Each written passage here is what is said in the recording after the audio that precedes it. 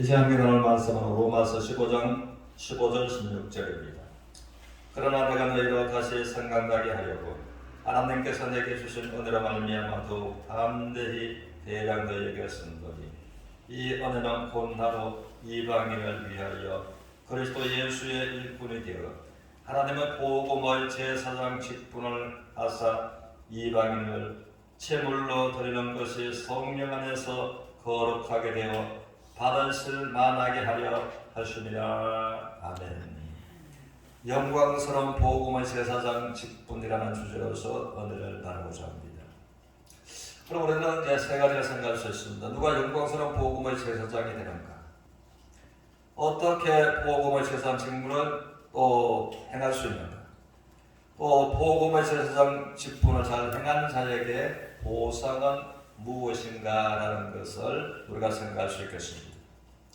그럼 우리가 이스라엘 백성들을 보면은 이 제사장 직분을 왕들도 겉으로 사모했다, 원했다라고 하는 것을 볼 수가 있습니다.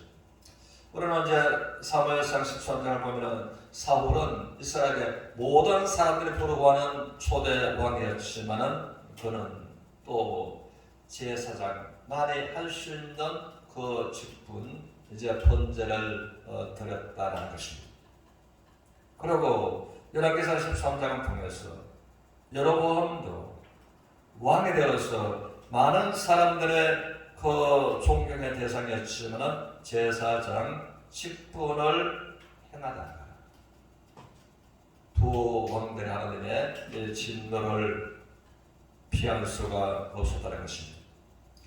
그러므로 또 뿐만 아니라 왕들이 그랬으므로 평민들도 레위 또 지파 중에서도 제사장 직분을 사모했던 사람들이 겉으로 많았더라라는 것입니다.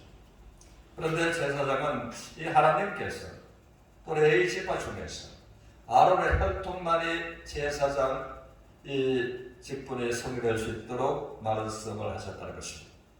그런데 이제 신약에 와서는 하나님께서는 베드로전서 2장 9절 속에서 우리는 왕과 같은 족속이요 또한 제사장이요 라고서 말씀하신 우리가 이제 왕 같은 제사장들이다 라고서 말씀하셨는데 누가 하나님 앞에서 신약세대에 와서 왕 같은 제사장들인가? 예수의 십자가의 보혈로 말미암아 완전한 구속, 완전한 죄사함을 받은 하나님의 자녀가 된 그들을 모두가 왕 같은 제사장들이다 하는 것을 말씀하십니다. 그럼 우리가 참으로 분명히 구원받은 성도라면 영광스러운 복음의 제사장 직무가 우리에게 있다, 주어졌다라고 하시는 것입니다. 그러므로 이제 제사장은 이 청결한 짐승을 제물로 언제라도 하나님 앞에 드릴 수 있는 중보의 입장이 되어야만 된다는 것이었습니다.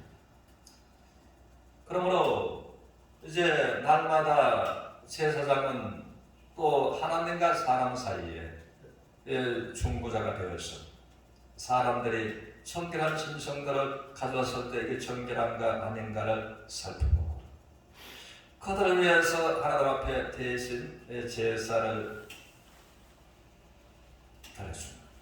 이 같은 자들이었었는데 그러므로 복음의 영광스러운 제사장들은 무엇을 제물로 하나님 앞에 드려야 되는가 하면 하나님의 말씀처럼 이제 이방인들을 하나님께서 기뻐하시는 산 제물로 드리는 것이다 라고 해서 하나님께서 이제 말씀을 하십니다.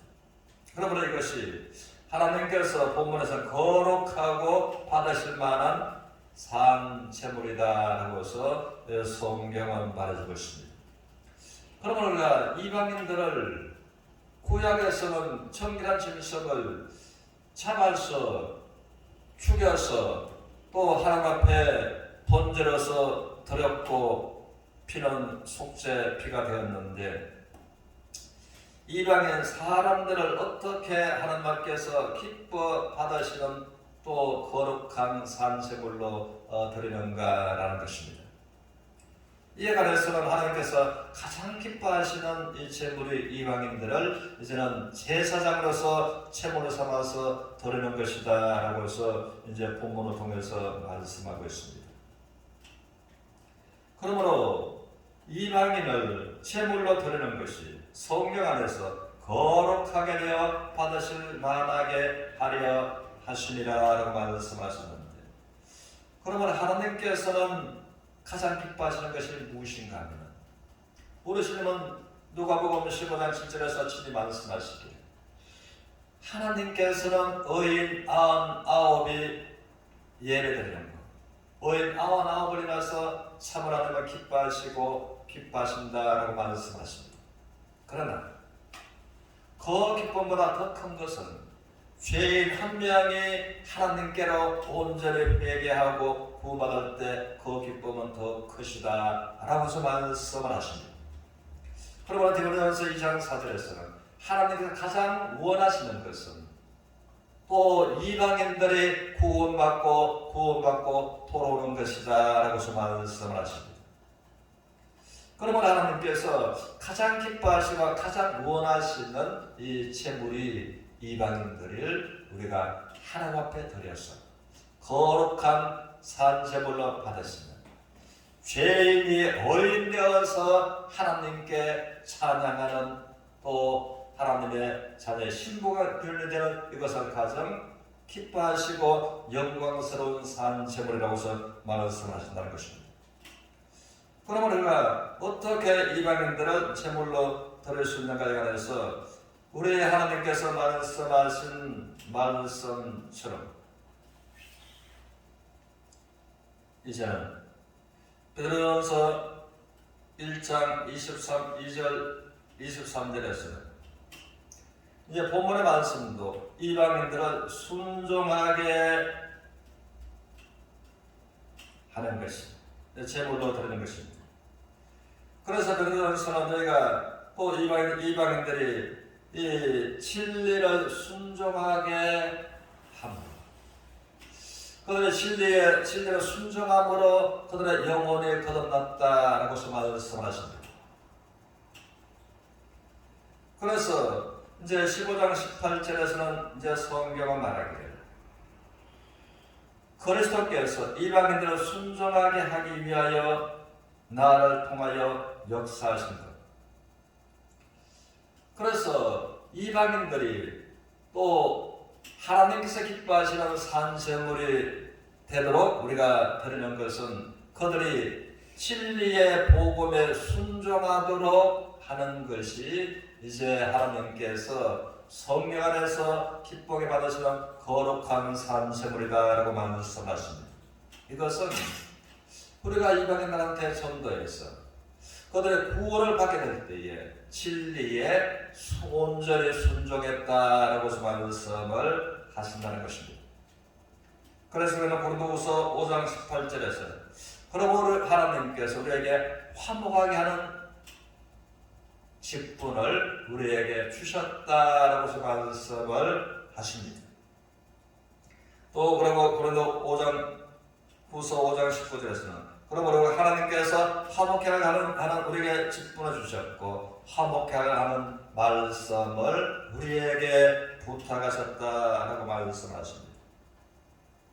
그래서 우리가 복음을 전하고 또 그들의 복음을 깨닫고 구원받을 때 그러므로 이제 진리에 순종하는 또 하나님께서 기뻐하시는 성령 안에서 거룩하게 구별된 산제물로 우리가 하나님 앞에 드리는 것이고 하나님을 받으시고 영광스러운 기쁨으로 하나님께서는 그것을 이제는 열납하신 결과가 된다는 것입니다. 그러면 하나님께서 우리가 이 영광스러운 복음의 세상 직무를 잘 감당했을 때에 하나님께서 약속하신 보상에 관해서는 우리 주님을 통해서 공관복음서에서 말씀하시기를 이 직무를 잘 감당하는 자들한테는 이 땅에서 여러 배로 복을 약속하시고 때로는 100배의 복을 약속하시고 하늘나라에서도 영원한 영생과 함께 영광에 참여하게 되는 것을 말씀하고 계신다는 것입니다.